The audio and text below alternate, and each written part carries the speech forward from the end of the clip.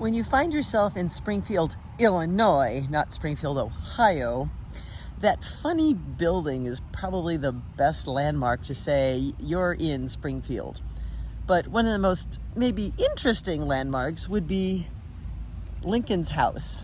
And Mary did a lot of renovations.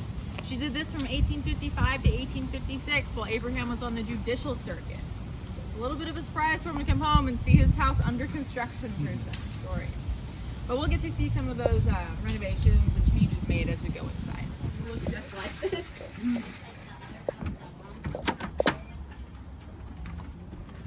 Okay, the name on the front door is that because he worked here too? I think it was just for our labeling. You said It's appropriate that we start here in the parlor because this is where the Lincolns would have you if you were their guests. They would throw large parties here. Again, should I say Mary would throw large parties here, inviting up to 700 people. Only 300 showed up, if it makes you feel better. But yeah, but 300 wouldn't fit in this parlor. no. Yeah, as much as I make it sound like it was 300 people in this one room, it was very much a throughout the house sort of deal. Come and go as you please. If you're from the Midwest, you know exactly what I'm talking about, right? Open house. So there were stories of people being hip to hip in here at one point in time.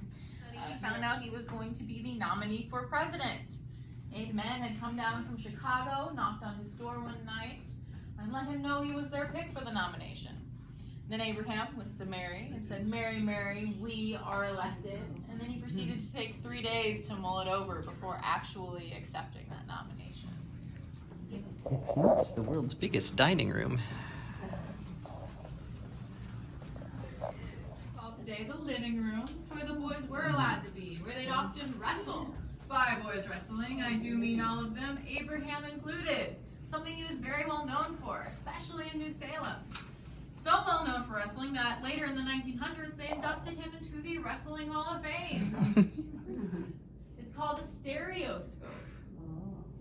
Some of you might know it as the Viewmaster. For my younger ones in here, the great-great-great-great-grandfather to the VR headset. You would take those cards on the table, put them into the slots in the box, close the lid, look through the eye holes, and it's like you're actually there, a 3D image. We actually get to touch the handrail that was touched by the Lincolns themselves.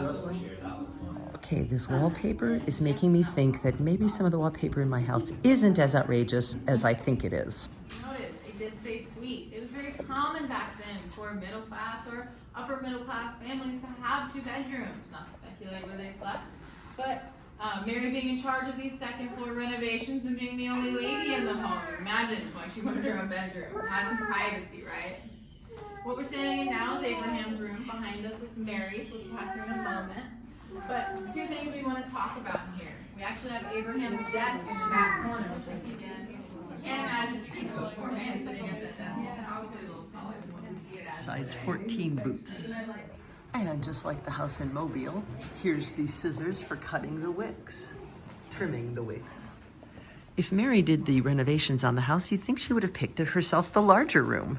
But she was obviously being a nice lady about it. Out for college.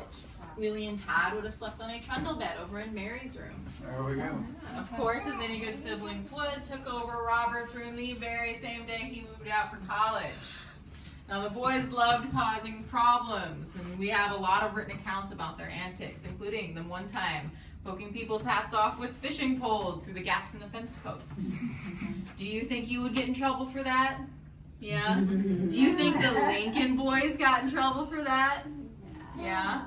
You'd be absolutely incorrect. So, Abraham Lincoln and Mary were very, very lenient parents. So this is the servants' quarters. Yeah. The hired staff. The hired staff.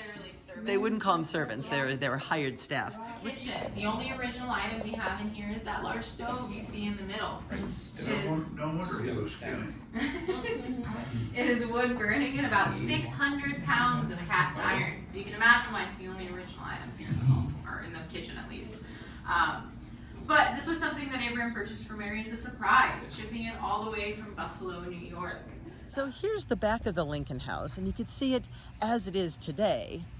And on the signage, you can see how it looked in 1865, you could see how carefully and lovingly they have maintained this building.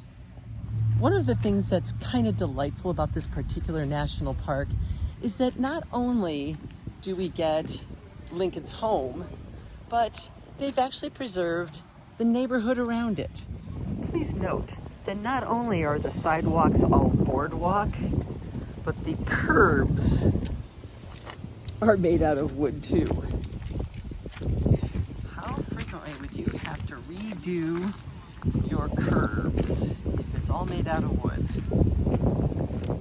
Immediately across the street from the Lincolns, we have the Arnold House, and we're allowed inside. And this house is dedicated to talking about historic preservation. For those of us who love our lath and plaster, they've got a sample of that, but they also have a neat display explaining different ways to join lumber. Mortise and tenon, or original cut nails versus from 1820 versus wire nails from 1880. Okay, so this is totally geeky, but this is the office of Senator Dick Durbin. I rang the doorbell and left a message just to say thank you for being my senator. So just for the record, the building that is for maintenance is the one that has the most perfectly maintained wooden front door. I approve. So this gives a whole new meaning to the Kodak spot. Have you been in places? I know they used to do this at Disney World where they say, take your pictures here. But this is apparently the spot from which Lincoln's home was most frequently photographed. And this little house on the corner, sort of kitty corner from the Lincoln home, is sort of a kids museum. And we are now approaching the Harriet Dean House, which I am guessing is a later construction than the Lincoln's home. Inside, it's sort of a history of the Lincolns in their time in Springfield. But check out this fireplace. And it's particularly interesting, this whole marble-looking thing. It's metal. And wouldn't you know, on my way out, I got to meet the man himself. There was Mr. Lincoln outside of his home. I congratulated him on his election, but I was so flustered that I didn't get any video of meeting him. At least I did get a picture.